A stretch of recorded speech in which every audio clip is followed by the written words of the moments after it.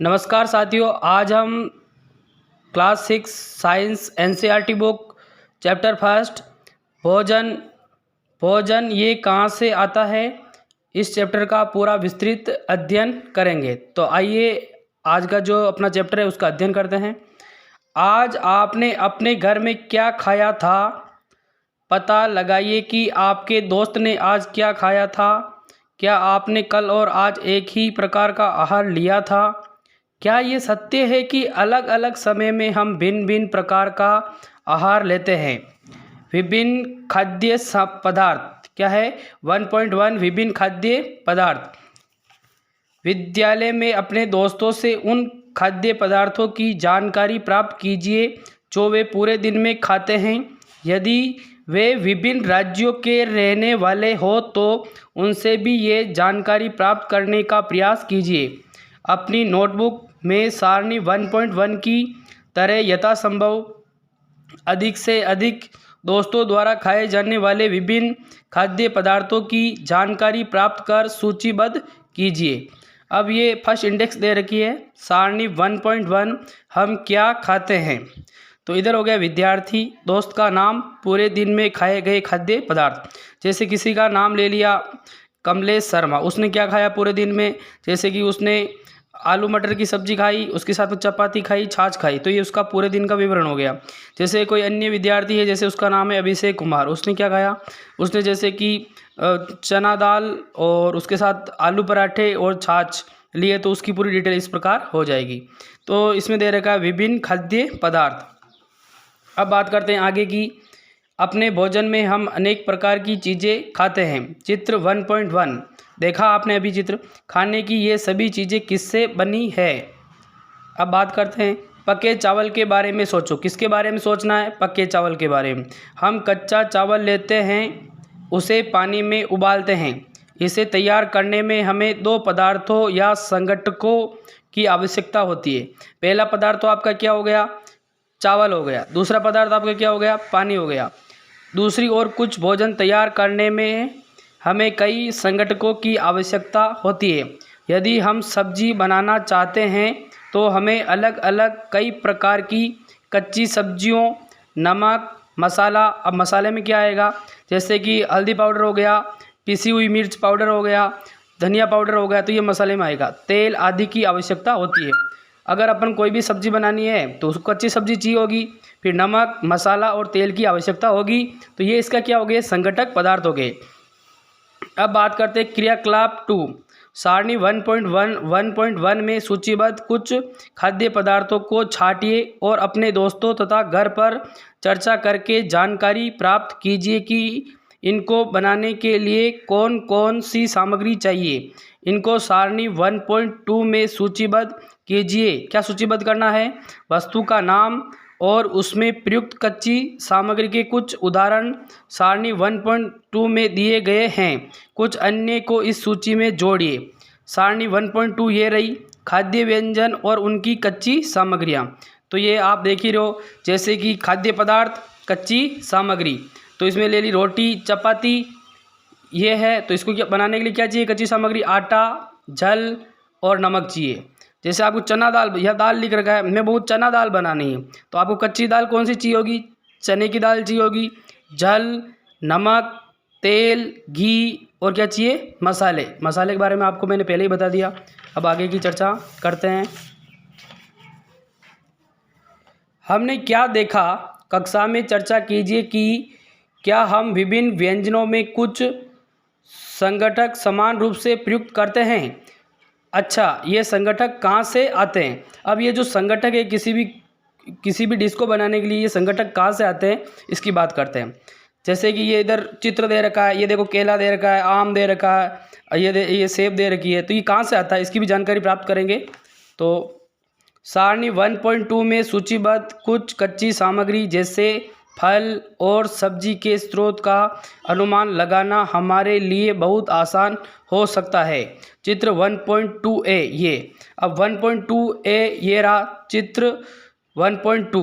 क्या दे रखा है? खाद्य संघटक के स्रोत। इसके अंतर्गत दो चित्र दिए गए हैं। पहला चित्र मैंने जैसे आपको ये बताया था, फल फ्रूट का दे रखा, केला, आम, सेब, अनानास और ये कुछ पादप स्रोत दे रखे हैं जो पादपों से प्राप्त होते हैं। कुछ जंतु स्रोत, जैसे ये मुर्गी दे रखी, मुर्गी हमें क्या देती है? अंडा देती है। ये कौन से स्रोत से प्राप्त हो रहा है? जंतु स्रोत से। ये कौन से स्रोत से प्राप्त हो रहा है? पादप स्रोत से। तो ये जो कच्ची सामग्री अपन किन स्रोत से प्राप्त कर रहे हैं, इनकी सामान्य जानकारी हो गई। अब बात करते हैं वापस, चित्र 1.2a की चर्चा कर ली। ये कहाँ से आते हैं? निश्चित रूप से पौधों से। कहाँ से आते हैं बोलो? निश्चित रूप से पौधों से। गेहूँ और चावल का क्या स्रोत है? आपने धान और गेहूं के खेतों में उनके पौधों की अनेक पंक्तियां देखी होंगी, इससे हमें अनाज प्राप्त होते हैं। चित्र 1.3। अब कहाँ रहा चित्र आपका 1.3? ये मैं बता रहा हूँ आपको, चित्र 1.3 अनाज के स्रोत। जैसे कि ये आपको धान का खेत दिख रहा है, तो इसमें खेत में जो धान के पौधे हैं उनकी पंक्तियाँ किस प्रकार है? पंक्तिबद्ध है बिल्कुल। तो इसी प्रकार धान का खेत, गेहूँ का खेत होता है। तो आपने देखा होगा, नहीं देखा हो तो ये चित्र के माध्यम से आप देख लो। अब बात कर रहे थे अपन कुछ अन्य खाद्य पदार्थ जैसे दूध, अंडा, मुर्गा, मछली, झींगा, मांस आदि हमें जंतुओं से प्राप्त होते हैं। जैसे कि मैंने पहले ही बात की थी कि अंडे हमें कहाँ से प्राप्त होते हैं? तो जंतु से प्राप्त होते हैं। और क्या प्राप्त होता है? मांस भी किससे प्राप्त होता है? जंतुओं से ही प्राप्त होता है। अब बात करते हैं आगे की, क्रियाकलाप 3। आइए हम पूर्व सूचीबद्ध खाद्य पदार्थों एवं उनके संगठकों के स्रोत जानने का प्रयास करें। कुछ उदाहरण सारणी 1.3 में दिए गए हैं, कुछ और उदाहरण इस सूची में जोड़ने हैं। ठीक है, अब बात करते हैं क्रियाकलाप 3 से हम क्या निष्कर्ष निकालते हैं। पौधे विभिन्न खाद्य संगठकों जैसे कि अन्न, सब्जी तथा फल इत्यादि के स्रोत हैं। जंतुओं से हमें दूध, मांस, अंडे तथा अन्य जांतव उत्पाद प्राप्त होते हैं। आप कहोगे सर जी अन्य जांतव उत्पाद क्या होते हैं? जैसे कि दूध हमारे को ऊँटनी से भी मिलता है, तो उसकी ऊँट की जो ऊन होती है वो भी हमारे क्या होती है? काम आती है। जैसे भेड़ हो गया, तो भेड़ की भी क्या होती है? ऊन काम आती है। तो वो क्या हो गए? अन्य जांतव उत्पाद में आ जाते हैं।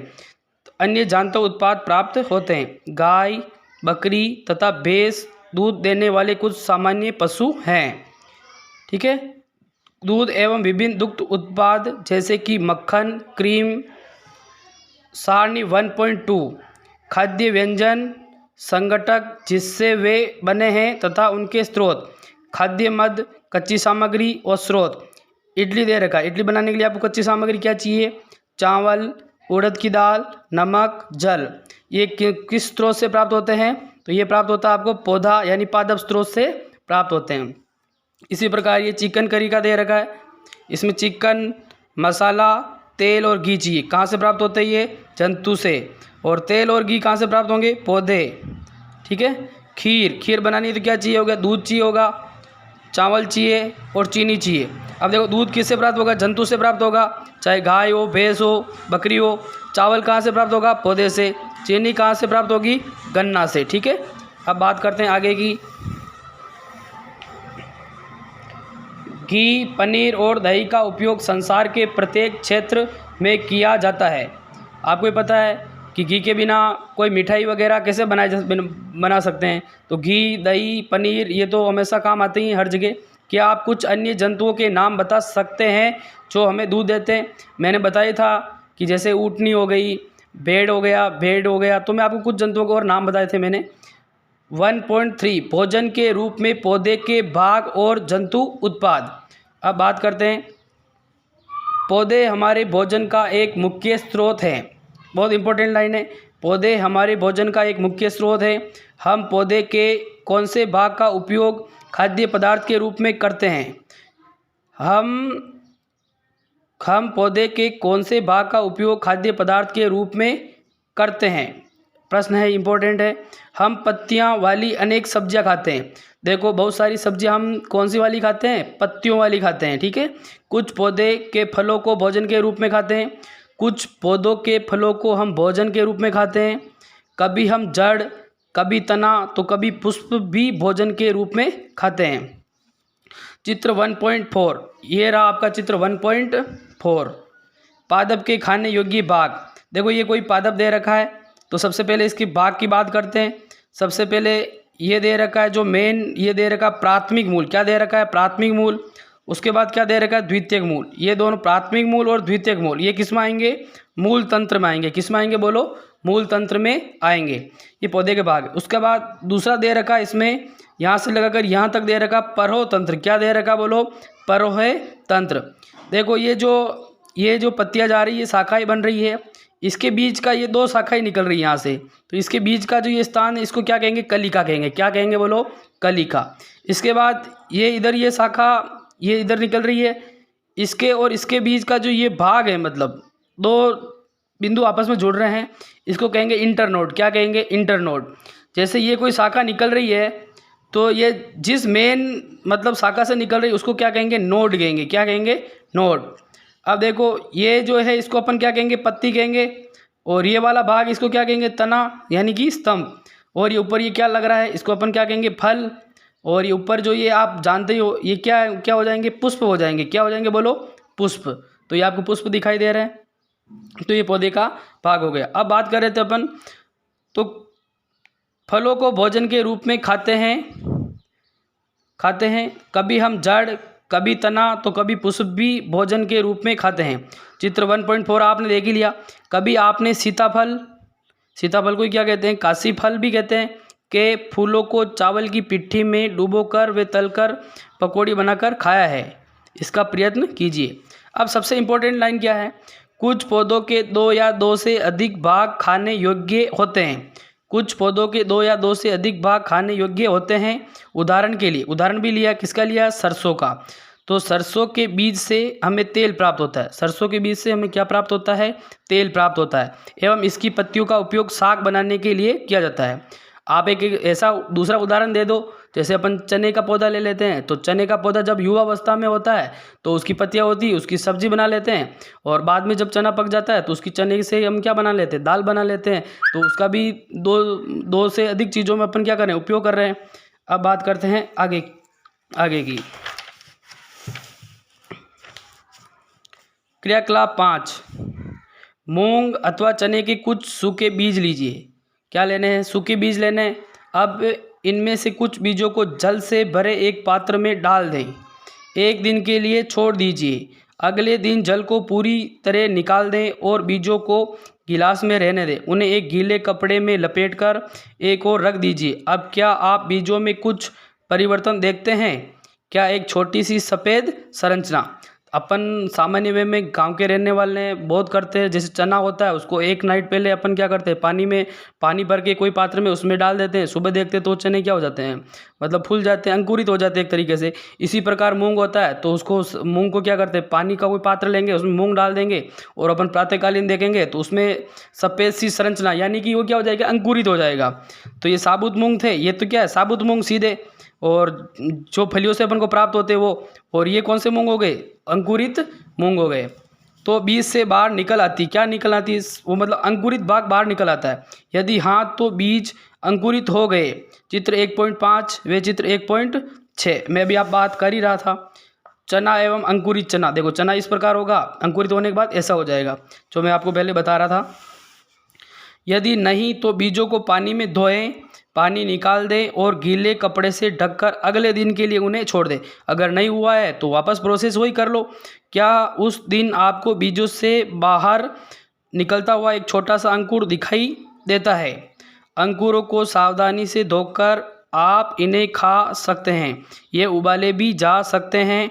इनमें कुछ मसाले मिलाने पर खाने के लिए एक स्वादिष्ट अल्पाहार तैयार हो जाता है, नाश्ता तैयार हो जाता है। अब आगे की बात करते हैं। क्या आप जानते हैं कि शहद कहाँ से आता है या ये कैसे उत्पादित होता है? अब किसकी बात करनी है अपन को? शहद की। शहद को इंग्लिश में क्या कहते हैं? हनी कहते हैं। क्या कहते हैं बोलो? हनी। HONEY। हनी मीन्स क्या होता है? शहद होता है। क्या आपने एक मधुमक्खी का छत्ता देखा है जहाँ बहुत सी मधुमक्खियाँ भिन भिनाया करती है? मधुमक्खियाँ फूलों से मकरंद मीठे रस क्या करती है?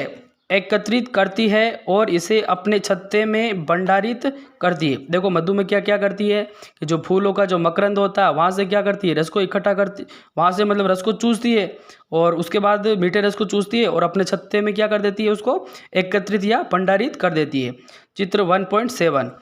फूल और उनका मकरंद वर्ष के केवल कुछ समय में ही उपलब्ध होते हैं। फूल और उनका मकरंद वर्ष के केवल कुछ समय में ही उपलब्ध होते हैं, अतः मधुमक्खियाँ इस मकरंद का भंडारण कर लेती है ताकि पूरे वर्ष इसका उपयोग किया जा सके। हम ऐसे छत्तों में मधुमक्खियों द्वारा भंडारित भोजन का शहद के रूप में उपयोग करते हैं। जो मधुमक्खियों ने जो मकरंद से जो इकट्ठा किया है मीठा रस, उसी को अपन क्या कहते हैं, शहद या हनी कहते हैं।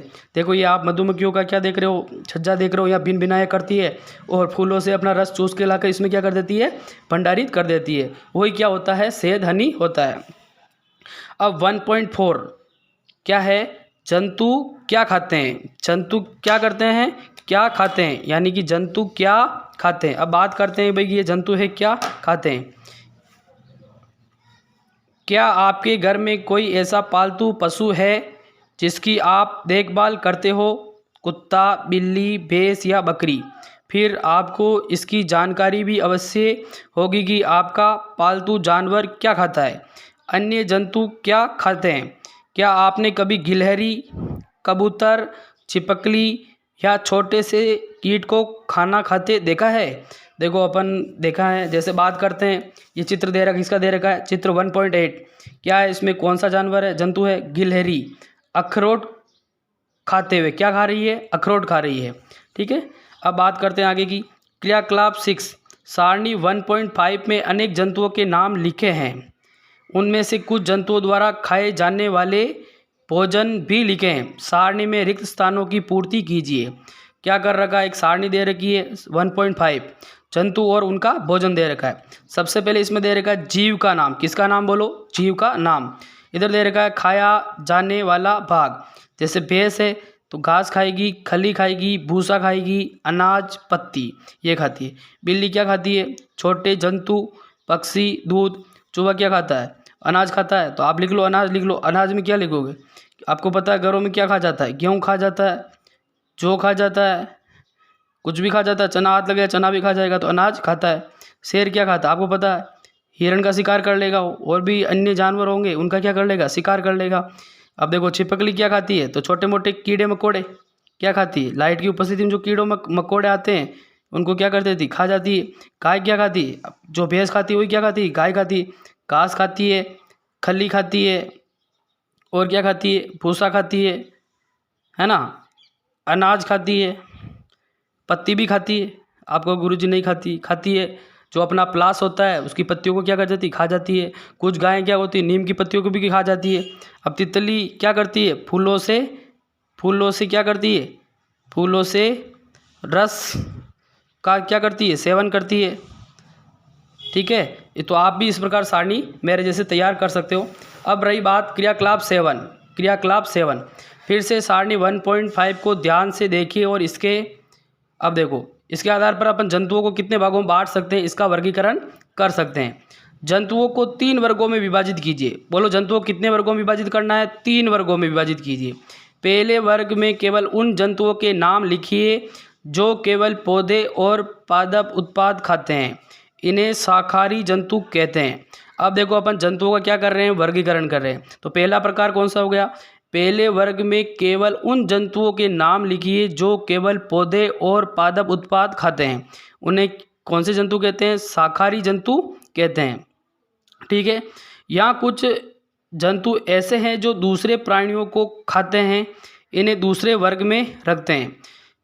कुछ जंतु ऐसे होते हैं जो दूसरे प्राणियों को क्या कर जाते हैं, खा जाते हैं, तो अपन इनको कौन से वर्ग में रखते हैं, दूसरे वर्ग में रखते हैं। इन प्राणियों को मांसाहारी जंतु कहते हैं। कौन से जंतु कहते हैं, मांसाहारी जंतु कहते हैं। क्या आप कुछ ऐसे जंतुओं को जानते हैं जिनका भोजन पौधे और जंतु दोनों ही होते हैं, इन्हें तीसरे वर्ग में रखिए। कौन से वर्ग में रखना है, तीसरे वर्ग में। कौन से वाले, जो भोजन के लिए पौधे और जंतु दोनों को मतलब इस्तेमाल यानी उनको खा जाते हैं, तो इनको तीसरे वर्ग में रखना है अपने को। इन्हें क्या कहते हैं, सर्वाहारी जंतु कहते हैं। तो इस पैराग्राफ से आपको 3 मुख्य बातें समझ में आ जानी चाहिए कि भाई जंतुओं का वर्गीकरण अपन 3 प्रकार से कर सकते हैं। कितने प्रकार से कर सकते हैं, 3 प्रकार से। पहला कौन सा हो गया, पहला तो हो गया शाकाहारी जंतु, दूसरा हो गया मांसाहारी जंतु, और तीसरा हो गया सर्वाहारी जंतु। अब देखो शाकाहारी जंतु में तो क्या आएगा, उन जंतुओं के नाम लिखे जो केवल पौधे और पादप उत्पाद ही खाते हैं। ठीक है। और मांसाहारी जंतु में क्या हो जाएगा, जो जंतु मतलब दूसरे प्राणियों क्या कर जाते हैं, खा जाते हैं, जो कौन से हो जाएंगे, मांसाहारी जंतु हो जाएंगे।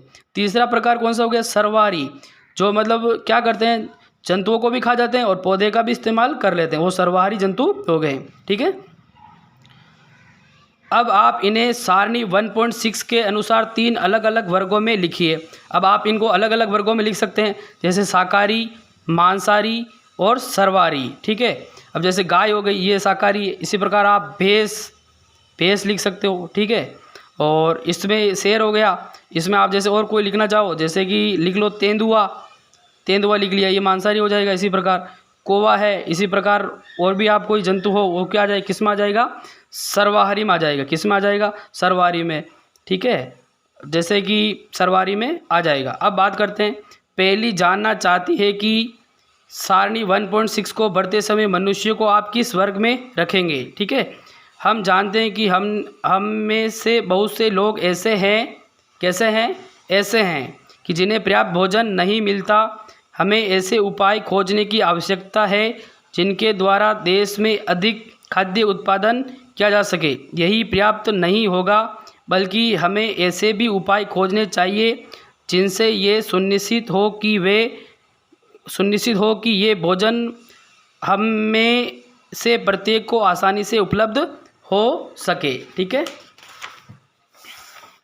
देखो प्रमुख शब्द क्या क्या थे, इसकी बात करते हैं इस चैप्टर में। एक थे संगठक, दूसरा था क्या था, खाद्य। संगठक में जो कच्ची सामग्री होती है वो संगठक में आएगी। जैसे कि अपन को रोटी बनानी है, क्या बनानी है, रोटी बनानी है। तो रोटी बनाने के लिए आपको पता है क्या चाहिए होता है, आटा चाहिए होता है, दूसरा क्या चाहिए, नमक चाहिए होता है थोड़ा सा, और क्या चाहिए होता है, पानी चाहिए होता है। तो ये इसके क्या हो गए, संगठक हो गए, रोटी, आटा, नमक और पानी। अब खाद्य, कोई भी डिश हो गई उसको अपन खाद्य कह देंगे। मकरंद क्या हो गया, फूलों का रस। क्या हो गया, बोलो, फूलों का रस। फूलों का रस क्या कहलाता है, मकरंद कहलाता है। कौन इकट्ठा करती है, मधुमक्खियाँ। अंकुरित बीज, जैसे कि अपन ने अभी बात की थी मूंग की, किसकी बात की थी, मूंग की। उसको क्या करेंगे, पानी का पात्र लेंगे और उसको पानी के पात्र में मूंग को डाल देंगे। सुबह देखेंगे तो उनके मतलब सफ़ेद सी संरचना निकल जाएगी, उसको अपन क्या कहेंगे, अंकुरित मूंग कह देंगे। क्या कह देंगे, अंकुरित मूंग। मैं आपको लिख के बता रहा हूँ, आप भी मेरे साथ इस प्रकार कर लेना। शाकाहारी, जो सिर्फ पादप उत्पाद ही खाते हैं, वो क्या आ जाएंगे, शाकाहारी में आ जाएंगे। ठीक है। और मांसाहारी में जो दूसरे प्राणियों पर क्या रहते हैं, दूसरों पर क्या रहते हैं, निर्भर रहते हैं एक तरीके से। ठीक है। और सर्वहारी में क्या आ जाएगा, जो मतलब जंतु और पादप दोनों के ऊपर निर्भर रहते हैं, वो किस में आ जाएंगे, सर्वहारी में आ जाएंगे। और ठीक है, तो सर्वहारी में ये आ जाएगा। और मांसाहारी किस पे निर्भर रहेंगे, जंतु है कोई भी, वो दूसरे जंतु पर ही क्या रहेगा, निर्भर रहेगा। तो ये इस मांसाहारी में आ जाएगा। तो इस प्रकार ये अपना पहला चैप्टर था, और इसमें कुछ चीज़ें और दे रखी, मैं आपको थोड़ा सा बता देता हूँ। जैसे इसमें फिल इन द ब्लैंक्स दे रखा, दिए गए शब्दों में से रिक्त स्थानों की पूर्ति कीजिए। पहला दे रखा शाकाहारी, पादप, दूध, गन्ना, मांसाहारी। इनको अपन जहाँ सटीक बैठता वहाँ क्या करना है, फिट करना। जैसे बाघ एक क्या है, रिक्त स्थान दे रखा, बाघ एक रिक्त स्थान है क्योंकि ये केवल मांस खाता है। मांस खाता तो क्या क्या फिट हो जाएगा इसमें, मांसाहारी है। हिरण केवल पादप उत्पाद खाता है और इसलिए इसे क्या कह देंगे, शाकाहारी कहते हैं। ठीक है। तोता केवल क्या खाता है, पादप उत्पाद खाता है। ठीक है। जो हम पीते हैं वे प्राय गाय, भैंस या बकरी से प्राप्त होता है, इसलिए क्या है, जंतु उत्पाद है। क्या पीते हैं अपन, दूध पीते हैं ना, तो ये दूध को यहाँ कर देंगे, फिट कर देंगे। इसी प्रकार ये देगा, हमें चीनी कहाँ से प्राप्त होती है, गन्ना से, तो गन्ना से मिलती है। इस प्रकार ये रिक्त स्थानों की पूर्ति हो गई। अब एक चीज़ इस अध्याय का सारांश बता देता हूँ आपको सबसे लास्ट में। भारत के विभिन्न प्रदेशों में खाए जाने वाले भोजन में बहुत अधिक विविधता है। ठीक है, बहुत अधिक विविधता है। हर राज्य का अपना अपना एक अलग भोजन है। हमारे भोजन के मुख्य स्रोत पौधे तथा जंतु है। हमारे भोजन के मुख्य स्रोत क्या है, पौधे, और दूसरा क्या है, जंतु। यानी ये दोनों हमारे भोजन का क्या है, मुख्य स्रोत है। जो जंतु केवल पादप खाते हैं उन्हें शाकाहारी कहते हैं। जो जंतु केवल क्या खाते हैं, पादप खाते हैं,